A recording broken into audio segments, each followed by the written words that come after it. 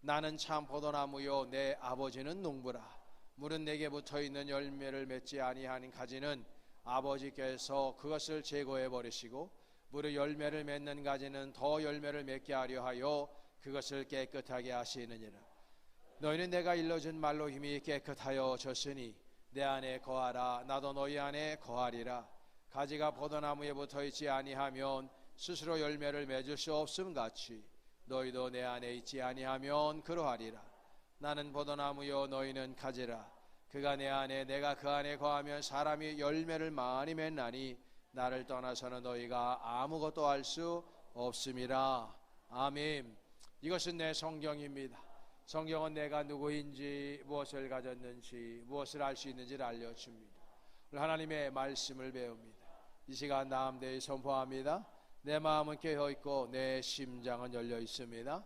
나는 변화될 것입니다. 나는 변화될 것입니다. 나는 변화될 것입니다. 예수님의 이름으로 기도합니다. 아멘. 네, 자리에 앉으시기 바랍니다. 여러분 가슴에 손 얹고 저 한번 따라서 해보겠습니다. 하나님 복받을 자 여기에 왔습니다. 오늘도 치유하여 주시옵소서. 은혜 베풀어 주시옵소서. 깨닫게 하여 주옵소서. 말씀에 순종하게 하여 주옵소서. 예수님의 이름으로 기도합니다. 아멘. 네, 주변 분들 서로 인사 한번 하겠습니다. 우리 교회 왔으니 은혜 받고 갑시다.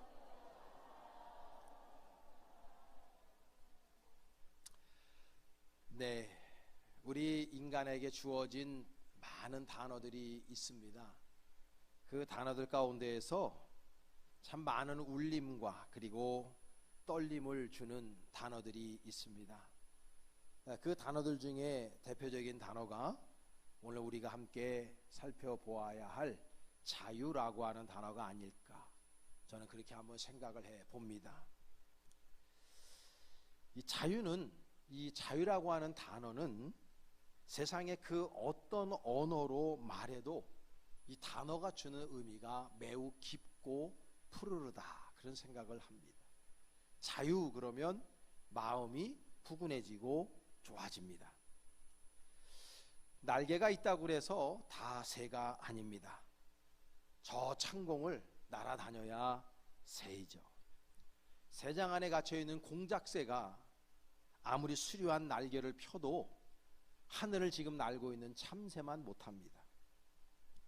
수족관의 고래보다는 바다에서 만나는 새우가 더 행복해 보입니다.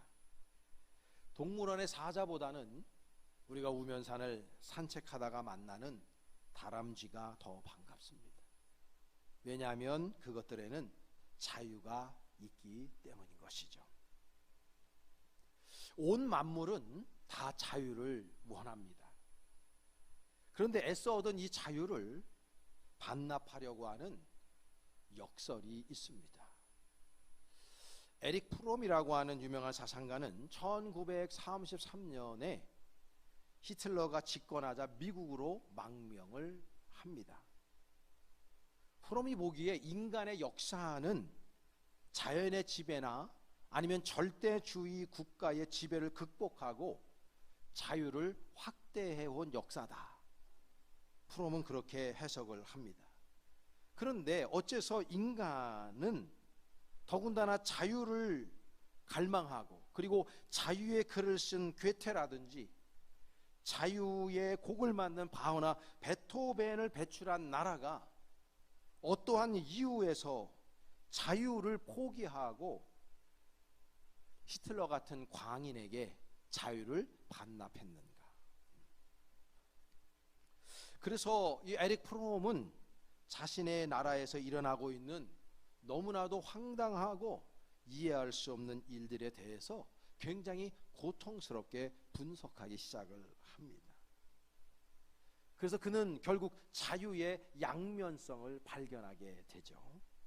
즉 인간은 자유를 갈망하는 동시에 자유로부터의 도피하려는 경향을 지니고 있다라는 것을 발견해냅니다. 그래서 그의 책 그 유명한 자유로부터의 도피, 이 책이 우리들에게 많은 울림을 주고 있는 거죠. 실제로 우리 인간은 르네상스 시대를 지내오면서 우리 인간이 만들어낸 구습들이나 인습들이나 아니 사회의 계급 신분들이 있었잖아요. 이런 것들을 대부분 타파함으로 말미암아 그런 속박으로부터 우리는 자유함을 얻었어요. 우리나라도 반상의 제도가 다 있었잖아요. 그런데 이 시대가 굉장히 급변하고 자유주의 물결이 들어오면서 그 모든 신분 제도들이 우리나라만 있었던 것이 아니잖아요. 그런 것으로부터 자유를 얻었어요. 자본주의가 발전함으로 말미암아 많은 사람들이 물질로부터 대부분 또 자유를 얻기도 했고요. 또 혁명 이런 것들이 많이 일어남으로 말미암아 정치적인 자유도 우리 인간사에서는 많이 얻게 되었습니다. 그런데 이렇게 우리 인간사에서 자유가 확대된 것은 맞는데 자유는 필연적으로 책임이 따릅니다. 그게 사람들이 이거를 간과한 거예요. 정치, 경제, 사회, 문화적으로 다 자유를 시구하고 갈구하고 자유를 이루어냈는데 자유를 얻고 보니까 그거에 대한 책임이 나한테 따른다는 것을 사람들이 깨닫기 시작한 거예요. 그러니까 어찌 보면 자유가 굉장히 부담스러워지게 된 거죠. 더군다나 이 거대한 산업 사회가 이루어지면서 사람들은요 더 고독해졌어요. 외로워졌어요.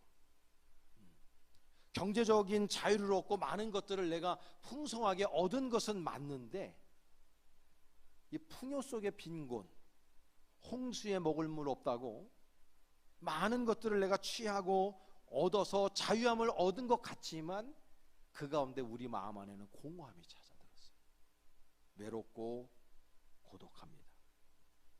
여러분 지금 우리나라뿐만 아니라 전 세계 선진국의 의사들 가운데 가장 성업하는 의사들이 정신과입니다. 정신과.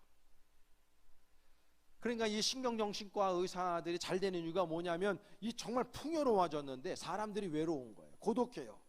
그러니까 우울증, 잠을 이루지 못하고 늘 버겁고 힘든 인생을 사람들이 살아가다 보니까 약물에 의존하지 않으면 안 되는 그런 사람들이 의외로 많아요. 지금 우리 벌떼 교인들 안에서도 아마도 그런 분들이 있을 줄로 압니다.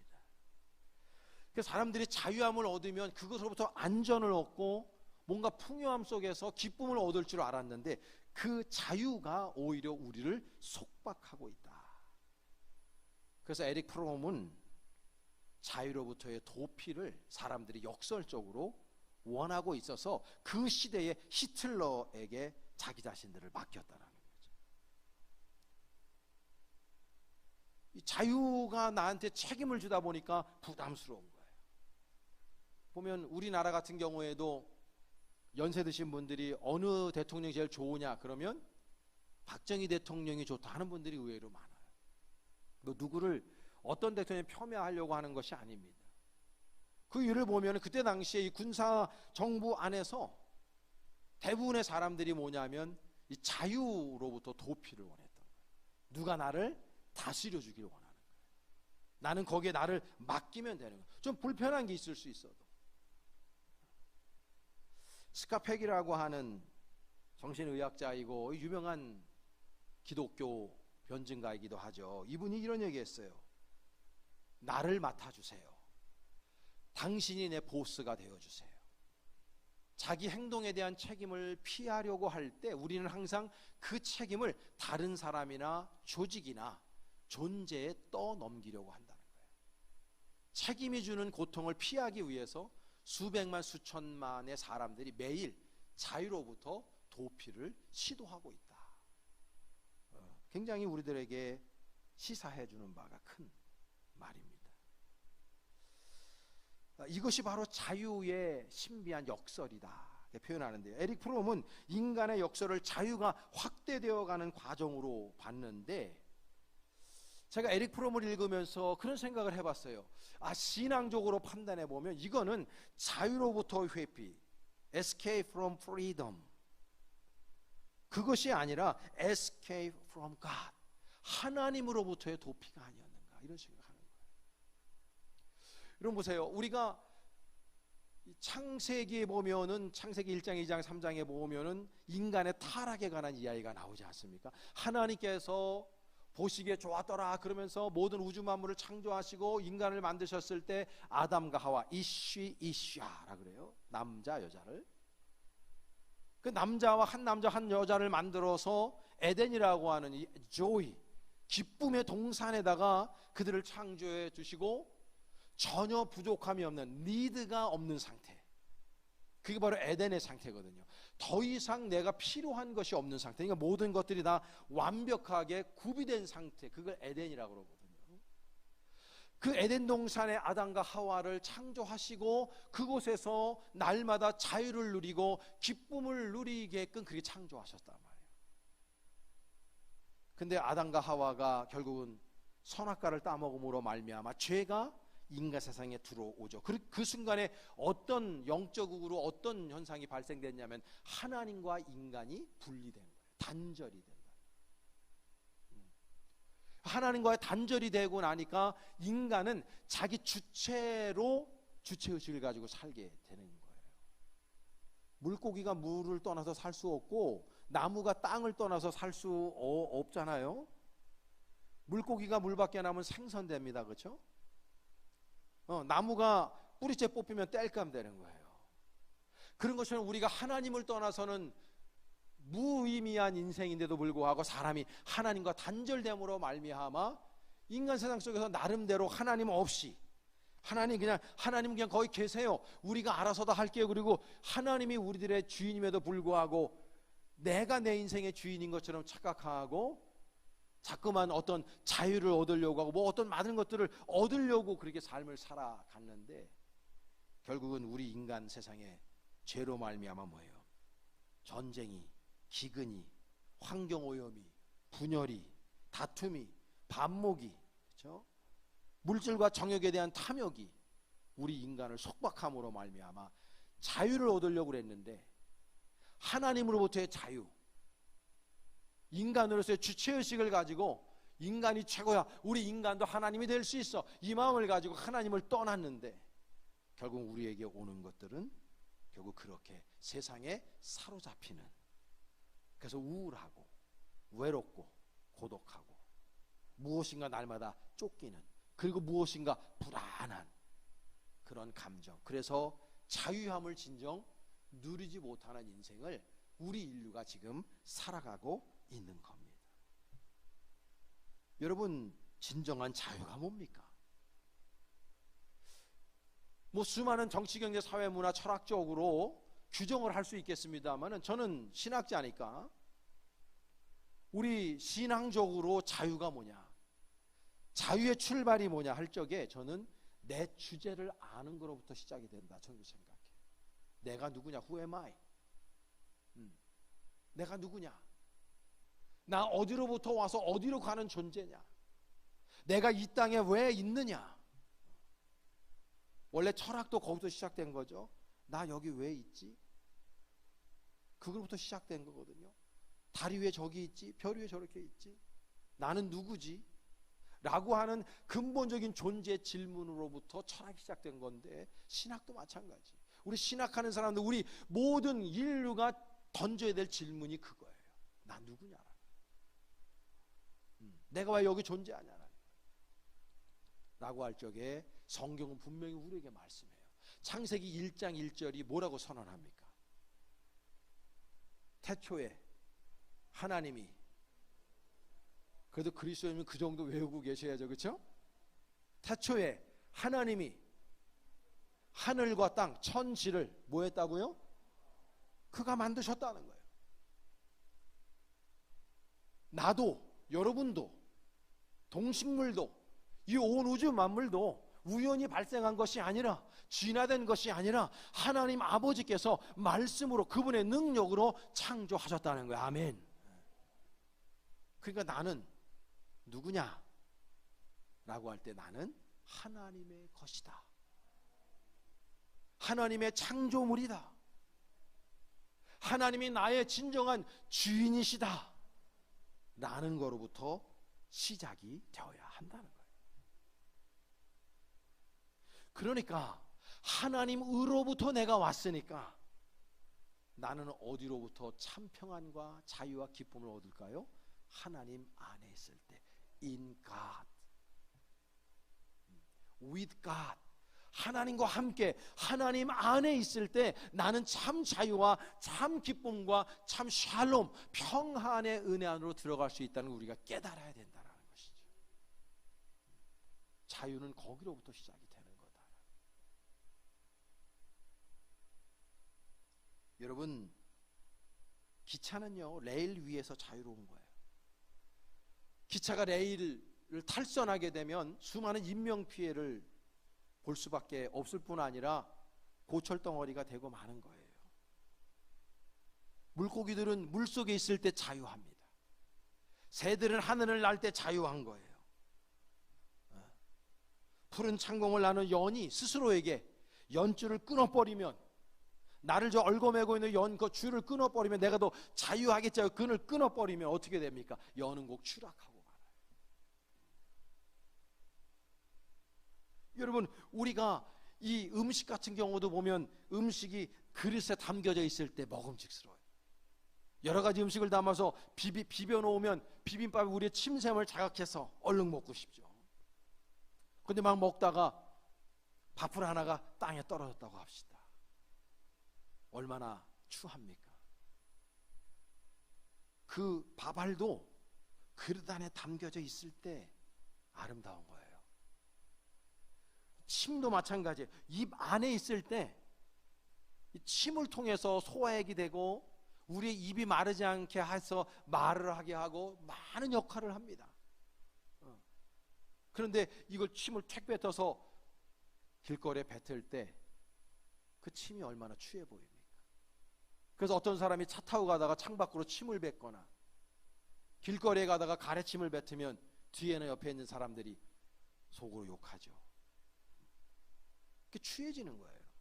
침은 입 안에 있을 때 아름다운 거거든요. 피 마찬가지입니다. 피도 우리의 몸의 몸을 구성하고 몸을 이 심장의 펌핑을 통해서 온 몸을 돌아다닐 때 우리의 생명을 유지할 수 있는 생명력이 있는 거예요. 그렇죠? 근데 피가 바깥으로 빠져나오면 어떻게 됩니까? 사람들이 기겁합니다. 어떻게 큰일 났네. 비명을 지릅니다. 그리고 결국은 사람이 죽습니다. 무엇이든지 간에 자기가 있어야 될 자리에 있을 때 그게 자유고 그게 기쁨이고 그게 평안인 줄로 믿습니다. 우리 인간이 있어야 될 자리가 어디냐? 하나님 아니에요.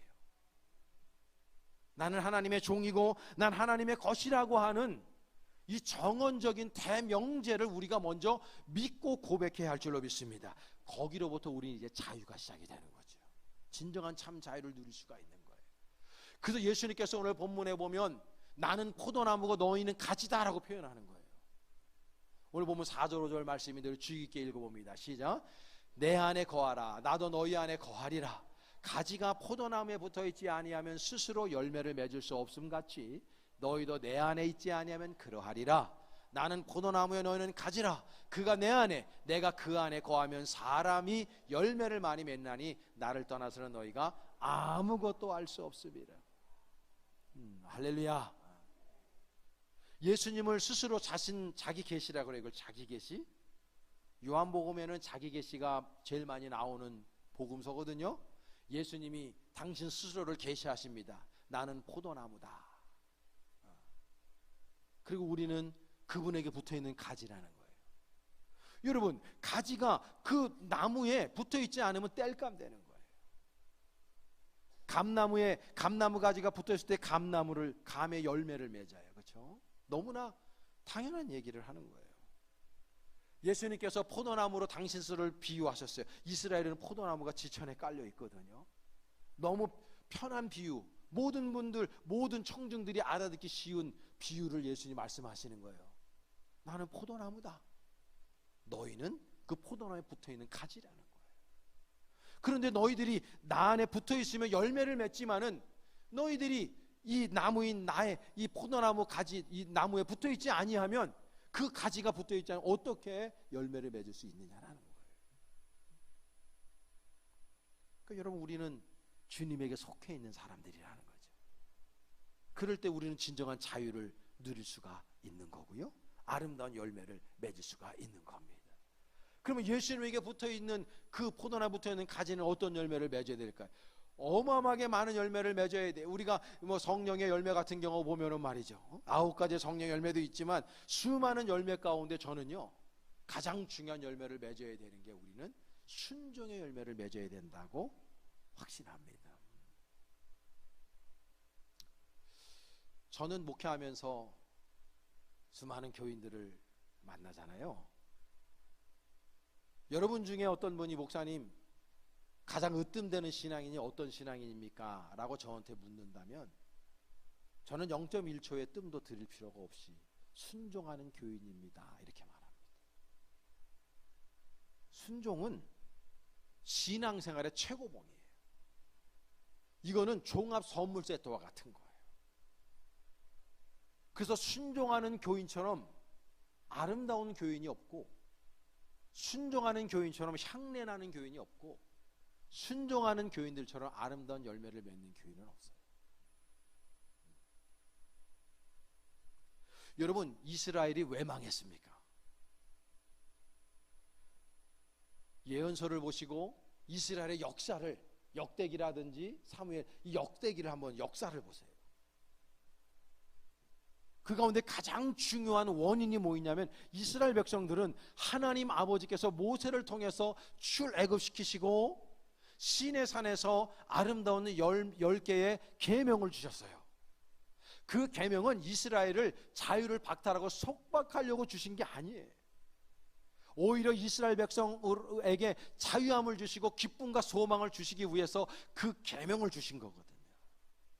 이 계명을 지키면 너희들은 정말 자유하고 너희들은 열매 맺고 아름다운 인생을 살아가고 국가를 이루어낼 것이다.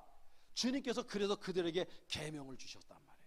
그 계명대로 살면 돼. 그래서 하나님께서 말씀하시기를 너희들이 그 계명을 지키면 내가 너의 하나님이 되어주고 너희는 내 백성이 될 것이다. 이게 가장 중요한 성경에 나오는 커버넌트, 언약이거든요. 언약.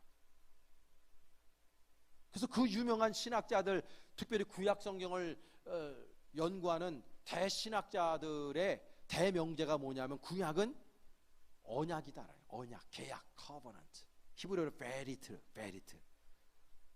언약이거든요. 하나님과 이스라엘 백성 간의 언약을 맺었단 말이에요. 이거는 변개할 수 없는 언약이에요. 하나님은 이스라엘 백성과 언약을 한 번도 파하신 적이 없어요. 이스라엘이 하나님과 언약을 파기했지. 그래서 이스라엘이 망한 거예요. 무슨 얘기입니까? 순종하지 않은 거예요. 여러분, 신앙생활 하면서 하나님의 말씀에 순종 안 하고 나서 잘 된 거 하나 있습니까? 물론 지금은 잘 되는 것 같아. 뭐 주일날 한번 놀러 가도 되지 뭐. 땡땡이 좀 치지 뭐. 52주 세탈같이 많은 날 꼭 뭐 주일날 뭐 교회에서 예배 드려야 되나? 뭐 저 제주도 가서 그냥 방송으로 하면 되지. 그렇다고 뭐 여행 가는 분들 내가 다 비난하는 게 아니에요. 우리들의 마음이 중요하다. 하나님 뭐라 그랬습니까? 안식일을 거룩하게 지키라 그랬잖아요. 그렇죠? 우리가 항상 하나님의 말씀에 순종해야 되는데 그 순종하지 않으면 내 개인뿐만 아니라 내가 하는 모든 일들이 잘 될 수가 없는 거예요. 그냥 불순종은 가장 큰 죄거든요. 이 인간이 왜 선악과를 따먹었어요? 불순종한 거잖아요. 그러니까 이 모든 성경을 놓고 보면은 불순종의 역사와 순종의 역사가 있는데 불순종의 역사는 항상 패망으로 갑니다. 국가든 개인이든 가정이든 마찬가지. 근데 하나 앞에 순종하는 국가와 개인은 다 흥합니다. 열매를 아름답게 맺고요. 그러니까 여러분, 우리 순종해야 되는 거예요. 아멘 소리가 왜 시원치 않습니까? 할렐루야. 순종해야 돼요. 여러분 지금 전 세계에 있는 교회들이 왜 자꾸 쇠퇴하고 망하는 쪽으로 갑니까? 교세가 왜 자꾸 줄어갑니까? 대한민국의 교회도 다 얘기하잖아요. 지금 교세가 줄어가고 교회가 안 되는 시절이다, 이런 말을 막 해요. 왜 교회가 자꾸 쇠퇴하고 왜 문을 닫고 힘들어집니까? 그 근저에 들어가 보면요, 불순종이 또 아리를 틀고 있는 거예요. 불순종이. 그 요즘에 여러분, 저도 지금 순종을 외치고 있지만 여러분 아멘 소리가 왜 시원치 않습니까? 순종 그러면 거부 반응이 느껴지는 거예요. 딱 왜 순종하라고 그래? 내 마음대로 신앙생활하면 되지. 결국은 목사가 자기한테 순종하라는 소리 아니야 저거, 이렇게 하면서. 그래서 지금 이 교회 안에서 순종이라고 하는 이 단어가 낯선 단어가 되고 거북스러운 단어가 돼버리는 거예요 자꾸. 그 이 교회 안에도 인본주의, 이게 꽉 들어차 있는 거예요. 내 만족대로, 내 원하는 대로, 내 뜻대로 신앙생활을 하는 거예요. 하나님의 말씀대로, 하나님의 뜻대로 신앙생활을 해야 되는데 내 뜻대로, 내 말, 내 생각대로 신앙생활을 하는 거예요. 결국은 교회가 쇠퇴하게 되는 가장 큰 원인이 불순종이 있는 거예요. 교회 안에 하나님이 없어요. 교회 안에 그리스도가 없다, 이런 책도 있어요. 교회 안에 그리스도가 없어요. 교회 안에 성령에 사로잡힌 사람들이 자꾸만 줄어가요. 제가 요 근래 어떤 유튜브 보니까 어떤 여자 목사님인데, 요즘에는 여자 목사님들이 또 뜨는 분들이 몇 분 계시더라고요. 근데 그 목사님은요, 제가 볼 때는 신학이 약해요. 배움이 약해요. 근데 이분이 성령의 역사를 일으키는데 이분이 항상 얘기하는 게 그러더라고요. 여러분, 성령 충만이 받아가지고 뒤집혀야 됩니다. 그분은 그냥 관용어구처럼 그걸 얘기해요. 우리가 흔히 보면 마스크 왜 썼어? 그러면 이게 피부가 뒤집혀가지고, 피부가 뒤집어져가지고 요즘에 피부과 다닌다고 많이 그러잖아요. 여러분 여쭙고 싶어. 성령 때문에 뒤집혀 본 적 있어요? 목사님, 내가 한 30년 전에 뒤집혀 본 적이 있어요. 여러분들. 목사님, 내가 청년 때 날렸습니다.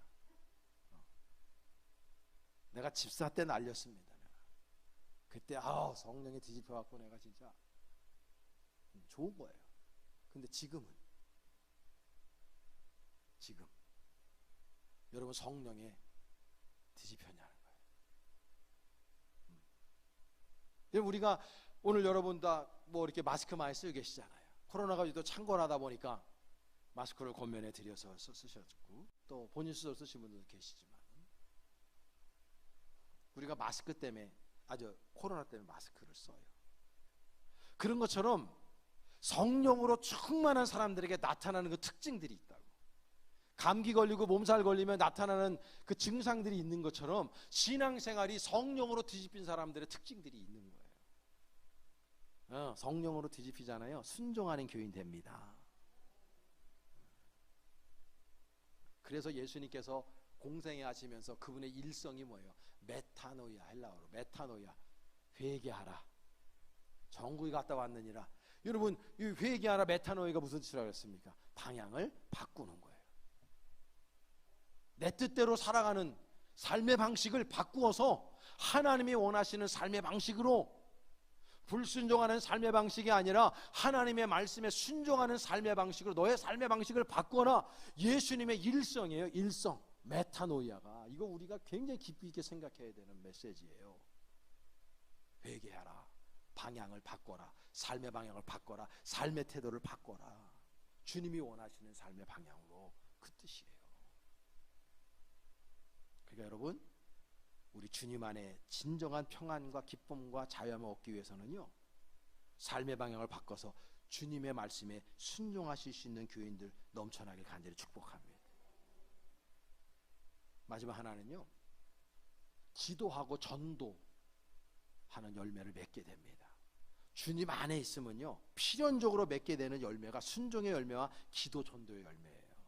이거는 필연이에요, 필연. 여러분, 예수님의 제자들 보세요. 예수님께서 제자들 선택하실 때 대부분 어부였잖아요. 갈릴리 바다에서 물질을 하던 그 사람들한테 가서 예수님이 그랬잖아요. 나를 따라오너라. 내가 너희를 사람 낚는 어부 되게 하리라. 그럴 때 예수님의 제자들은 그때는 아직 제자가 아니었죠. 제자의 부름 속에 그들은 다 내려놓고 예수님을 쫓았어요. 그리고 3년의 공생애 동안에 주님 쫓아다니면서 제자 훈련을 받고 예수님 부활 승천하시고 난 다음에 마가의 다락방에서 성령이 충만한, 성령으로 뒤집힌 거죠. 성령으로 뒤집히고 난 다음에 이 사람들의 행적을 보세요, 여러분. 성령으로 사로잡힌 사람, 예수님에게 딱 붙어있는 사람의 행위를 보시라고, 열매를 보시라고. 그 모든 120명의 성도들이 어떻게 살았습니까? 목사님 나 요즘에 바빠가지고 기도를 못하겠어요. 회사 갔는데 그냥 상관이나 그냥 맨날 갈고 그래가지고 기도도 안 나와, 열받아갖고. 제가 늘 얘기하는 거지만 회사에서 시험에 들었으면 회사를 때려쳐야지 왜 교회를 안 나와? 참 신비한 일이야. 네. 가정에서 부부싸움을 했으면 집을 나와야지 교회를 안 나와. 왜? 사람들이 바빠서 기도 못한대요. 마음이 힘들어서 기도 못한대. 그래요. 얼마나 힘들면 기도 못하시겠어요. 그거는 이해해요. 그러나 성령에 사로잡힌 사람은요, 어떤 상황 속에서도 기도합니다. 어떤 분들은 그래요. 목사님 저는 이렇게 걸어 다니면서도 기도하고 지하철 안에서도요 이렇게 기도한다고. 난 그 말은 안 믿어요. 잠시는 할 수 있어. 그러나 기도도 시간을 정해놓고 장소를 정해놓고 은밀한 중에 보시는 우리 주님 앞에 우리는요 기도할 줄 알아야 돼요. 그래서 성령의 은혜 충만한 사람, 주님께 붙어있는 사람은요 기도굴이 있는 거예요. 기도방이 있고 기도의 밀실이 있는 거예요. 저는 여러분 대부분 토요일 날마다 이 본당에 내려옵니다. 오후에 사람 아무도 없을 때, 그게 밤이든 오후든 여기 내려옵니다.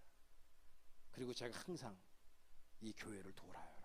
이렇게 제일 크게 돌면서 땅밟기를 하면서 저는 기도합니다. 하나님, 내일 거룩한 성일 우리 교인들 예배당에 오셔서 함께 기쁨으로 예배케 하시고 은혜 받게 해달라고. 이 성전이 그렇게 기쁨으로 충만한 자들로 넘쳐나게 해달라고 항상 저는 기도합니다. 여러분, 시간을 정해놓고 장소를 정해놓고 기도하는 게 매우 중요해요. 하나님 안에 들어가 있으면, 하나님께 붙어있는 사람들은요 기도 아니할 수가 없어요. 전도 마찬가지예요. 기도하는 사람은 전도하게 돼 있고, 전도하는 사람은 필연적으로 기도하는 사람이에요. 매년 우리 연회에서 전도상을 줍니다. 1년에 한 번. 그러면 어느 지방에서 어느 권사님, 어떤 집사님, 이런 분들이 전도상을 받아요. 그런 분들 보면 뭐 60몇 명을 했니, 어떤 분은 120명을 했니, 이런 분들이 있어요. 그러면 이제 목사들이 궁금하잖아.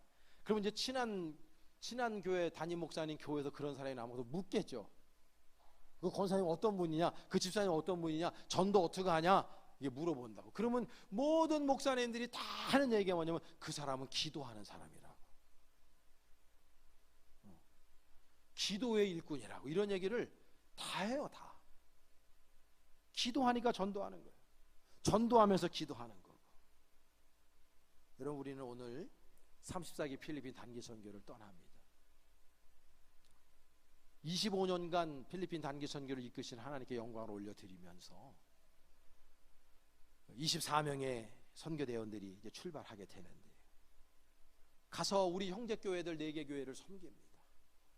그리고 목요일날 연합집회를 통해서 그분들이 우리 식으로 하면 베스트들이죠. 베스트들 초청하고 새신자들이 또 옵니다.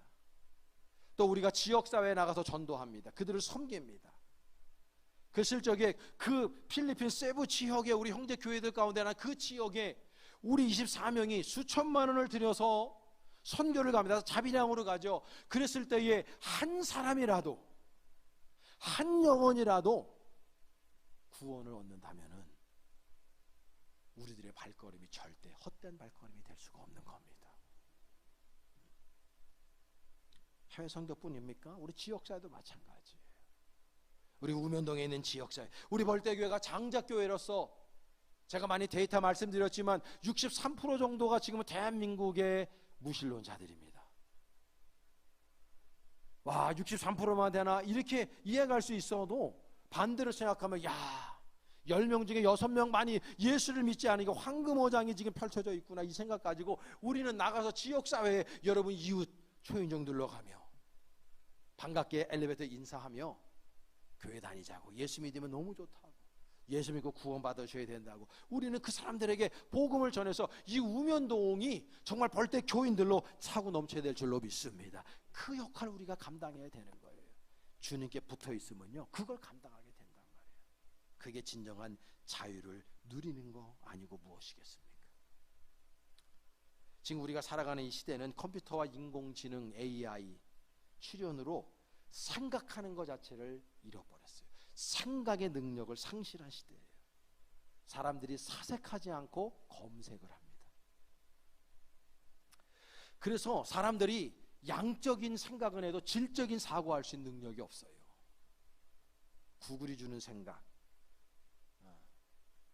페이스북이 주는 생각, 인스타그램을 보면서 시간을 그냥 때우고 있습니다. 그냥 버리는 거죠. 낭비합니다. 유튜브 안에서 그냥 웃고 있어요. 계속 릴스 보고 쇼츠 보면서 아무 의미 없이 시간을 보내고 있는 사람들이 얼마나 많은지 몰라요. 그리고 바쁘대요. 하나님은 우리 인간을 호모 사피엔스, 생각하는 인간으로 창조하셨습니다. 그러나 지금 이 세상은 생각하는 것, 그것을 하지 못합니다. 그리고 사람들이 온갖 중독에 빠져 있습니다. 도박 중독뿐만 아니라 마약 중독. 지금 우리나라 젊은이들 가운데 마약이 엄청나게 지금 근저에 깔려 있어요. 심각한 부분입니다. 우리나라가 한 10년 전까지만 하더라도 마약 청정 국가다 뭐 이런 소리가 있는데 지금 절대 그렇지 않습니다. 암암리에 엄청나게 마약 중독이 지금 모든 젊은이들의 영혼을 갉아먹고 있습니다.